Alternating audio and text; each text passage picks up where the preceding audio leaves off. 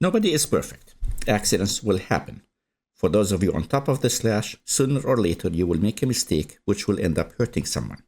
When you do, take responsibility, learn from it, and offer a sincere apology. You will likely find out that the community is incredibly understanding as long as you're accountable.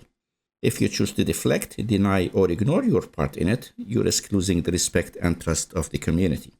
If you're a bottom, sooner or later you're going to get hurt. Please take care of yourself and let us know how we might be able to help.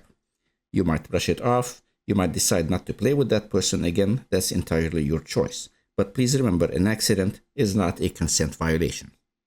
That said, if you believe the harm was intentional, please bring it to our attention.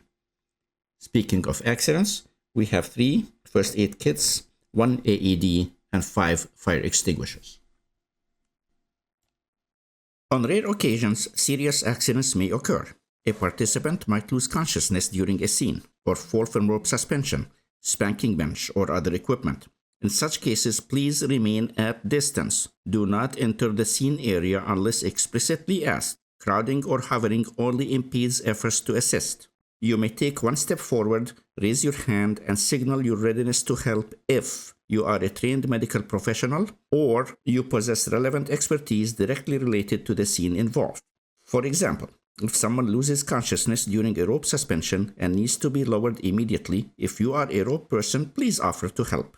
If you are not, please do not rush in and begin cutting ropes. Cutting the wrong rope could result in serious injury, such as a fall that leads to serious head trauma.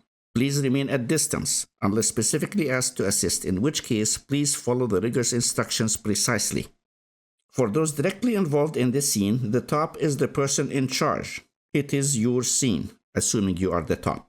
This guidance above is not intended to leave you in a sink or swim moment, but rather to provide you with the space and focus needed to assess the situation and respond effectively. A host will arrive within seconds. They will maintain a respectful distance and ask if you require assistance. If you do, please communicate that clearly. Example: several years ago, a participant lost consciousness during a scene. She was diabetic, a condition that can become life-threatening without prompt intervention.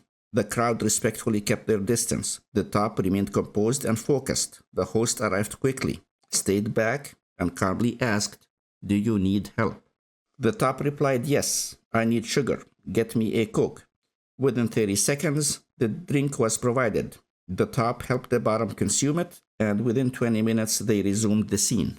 This situation was handled perfectly because everyone followed the appropriate protocol and gave space for those directly involved to manage the emergency. Importantly, both top and bottom deserve recognition for excellent pre-scene negotiation. She disclosed her medical condition in advance, allowing the top to be prepared and respond appropriately. Emergency medical services will be contacted when deemed necessary based on the specific circumstances of each incident. In the event that someone falls from a suspension and there is suspected head, neck, or spinal injury, EMS will be called immediately to ensure professional medical intervention. Conversely, if a cutting scene results in significant bleeding, it may be more efficient to administer first aid, such as applying pressure to control the bleeding and transport the individual to the emergency room quickly. Do not call 911. Only the club leader or host may do so.